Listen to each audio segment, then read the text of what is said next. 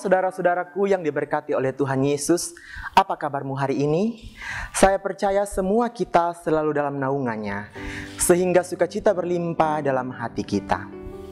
Jumpa lagi bersama saya, Saudara Melkinale, dalam acara Santapan Rohani Hosana.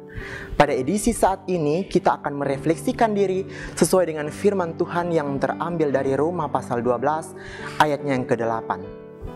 Namun sebelum kita belajar lebih jauh, mari kita minta pimpinan Roh Kudus dalam doa. Kita berdoa. Ya Tuhan, kami bersyukur dan bersukacita karena sampai dengan detik ini kami masih hidup dalam berkat dan kasih-Mu. Sukacita kami bertambah ketika Tuhan Yesus memberikan kami kesempatan untuk membaca dan merenungkan firman-Mu Tuhan. Oleh sebab itu berilah hati kami sebagai seorang hamba dan telinga kami sebagai seorang pendengar, agar kami mampu untuk melakukan firman-Mu dalam kehidupan kami. Terima kasih ya Tuhan Yesus, di dalam nama Yesus kami telah berdoa. Amin. Beginilah bunyi firman Tuhan. Roma pasal 12 ayat yang ke-8. Jika karunia untuk menasihati, baiklah kita menasihati. Siapa yang membagi-bagikan sesuatu, hendaklah ia melakukannya dengan hati yang ikhlas. Siapa yang memberi pimpinan, hendaklah ia melakukannya dengan rajin.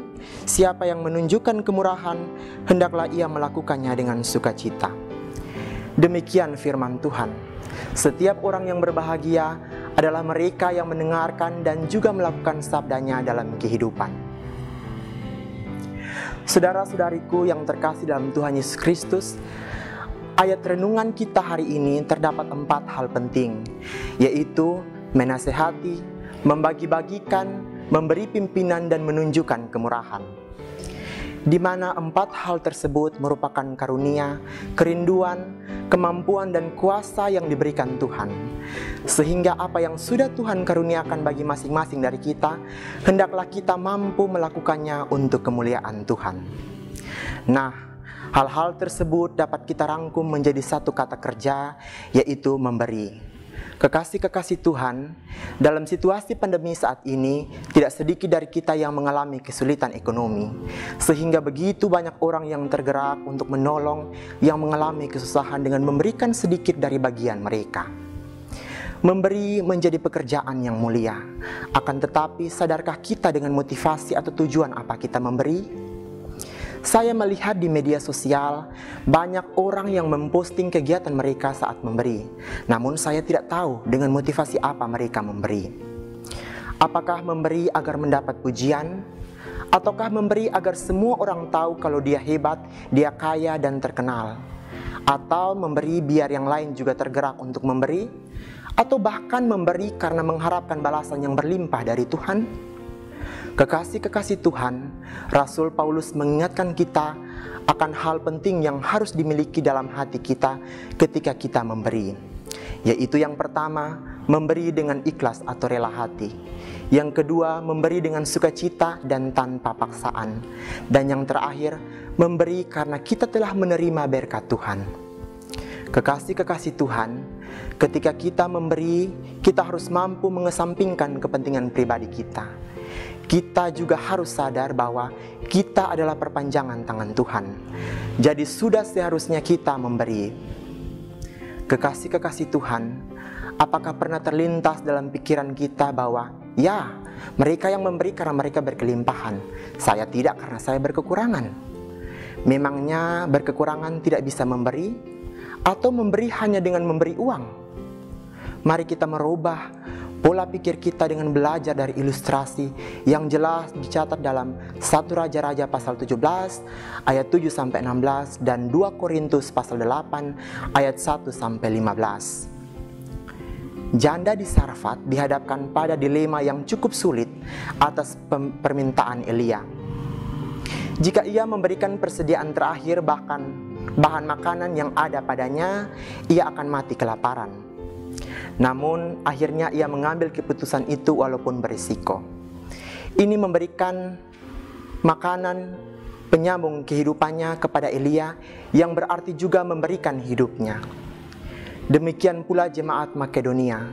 Mereka menderita dan kekurangan, tetapi mereka bermurah hati.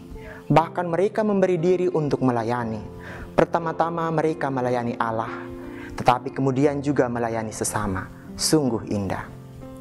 Kita juga akan mengalami hal yang indah jika kita belajar dari ibu janda di Sarfat dan jemaat Makedonia. Mereka memberi teladan dalam hal memberi. Bagi mereka, tak ada alasan untuk tidak memberi, apapun keadaannya. Dalam keadaan baik atau tidak baik, dalam kelebihan ataupun kekurangan. Mereka menunjukkan bahwa kita semua bisa memberi asal kita mau. Sebab kita pasti mempunyai sesuatu untuk diberikan dalam melayani sesama. Paling tidak waktu, tenaga, dan perhatian. Yang terus kita ingat adalah bahwa apapun yang kita punya adalah anugerahnya, yang diberikan bukan saja untuk melayani diri sendiri, melainkan juga untuk melayani sesama demi kemuliaan Tuhan. Kesempatan untuk memberi, terlebih memberi diri adalah anugerah yang tidak boleh kita sia-siakan. Memberi hidup kita untuk melayani dengan sungguh-sungguh di mana kita ditempatkan. Tidak hanya di gereja, tetapi di rumah, di tempat kerja, di sekolah, dan dimanapun adalah ibadah yang sejati. Kekasih-kekasih Tuhan, memberi dengan motivasi yang benar seperti untuk Tuhan, bukan untuk manusia. Demikian renungan kita hari ini adalah lebih berbahagia memberi daripada menerima. Amin. Mari kita merespon firman Tuhan dengan berdoa. Kita berdoa. Terpujialah Allah yang memberikan kami kesempatan untuk menikmati sabda-Mu Tuhan. Kami bersyukur karena Allah menjadikan kehidupan kami berharga di mata Tuhan, sehingga Allah mau memperbarui kehidupan kami terus-menerus. Terima kasih Tuhan Yesus Kristus, biarlah kami diperbarui oleh firman Tuhan pada hari ini Tuhan, dan biarlah kami boleh melakukannya sesuai dengan kehendak Tuhan yang ingin Tuhan nyatakan dalam kehidupan kami. Terima kasih Allah Bapa dalam kerajaan surga, biarlah kami mampu untuk setia, untuk menjadi pelaku firman-Mu Tuhan. Di dalam nama Yesus Kristus kami telah berdoa. Amin. Saudara-saudara yang diberkati, inilah akhir dari santapan rohani Hosana saat ini. Saya berdoa semoga renungan singkat saat ini dapat menjadi berkat bagi saudara-saudara sekalian. Kita akan jumpa lagi di lain waktu. Tuhan Yesus memberkati kita semua. Shalom. Sudahkah